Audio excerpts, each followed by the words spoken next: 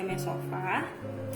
Di sini aku mau ceritain tentang masa-masa dimana aku pernah ngalamin rasa down, paling down banget. Dan itu terjadi ketika aku duduk di bangku sekolah menengah pertama.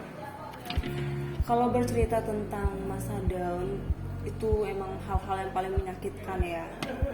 Tapi untuk berbagi, aku senang berbagi sama teman-teman semua tentang gimana cara aku melewati masa-masa itu. Dan ketika zaman aku duduk di bangku sekolah menengah pertama itu, aku hampir ngalamin dimana aku menjadi salah satu anak broken home. Dan gimana sih cara aku melewatin hal-hal itu? Sebenarnya ketika aku ngerasain masa-masa itu, aku ngerasa kayak aku tuh kayak nggak punya masa depan lagi. Kenapa? Karena ketika aku mengetahui hubungan kedua orang tua aku renggang, itu membuat aku hancur. Tapi di situ pertolongan Tuhan yang luar biasa dalam hidup aku. Kenapa? Karena di situ Tuhan benar-benar berkuasa. Tuhan tuh benar-benar berkarya dalam hidup aku. Karena di balik itu semua aku kayak semakin semangat berdoanya, semangat saat teduhnya, dan ajaibnya ketika aku mulai berdoa dan ketika aku mulai bersekutu erat dengan Tuhan, Tuhan jawab doa itu. Dan akhirnya keluarga aku boleh bersatu kembali dan boleh utuh kembali sampai sekarang. Dan itulah hal yang membuat aku sangat bersyukur. Kenapa? Karena kasih Tuhan itu gak sebatas itu aja. Aku boleh ngalamin banyak hal dalam perkuliahan aku, dalam masa studi aku zaman SMA. Tapi Tuhan Yesus tuh selalu nyertain aku. Kenapa? Karena ketika kita bersekutu dan ketika kita menjalin suatu hubungan yang baik dengan Tuhan, gak pernah sedetik pun Tuhan membiarkan kita. Percaya gak sih? Dan aku harap teman-teman boleh lebih lagi dengan Tuhan, supaya kita semakin up and grow lagi dengan Tuhan.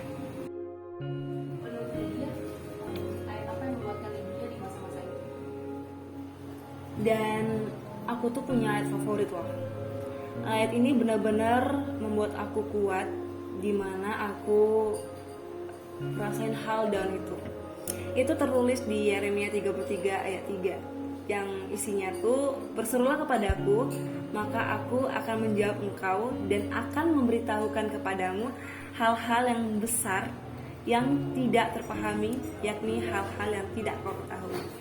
Di situ aku merasa bahwa Tuhan Yesus tuh lagi membuat sesuatu yang benar-benar membuat aku penasaran.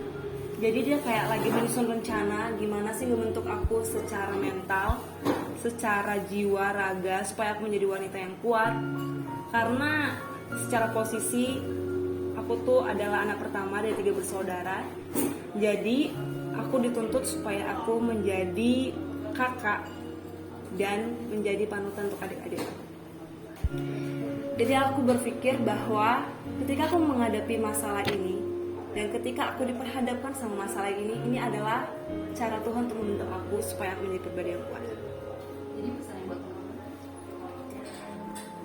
Jadi ketika teman-teman ngalamin suatu masalah, percayalah bahwa itu bukanlah akhir dari segalanya.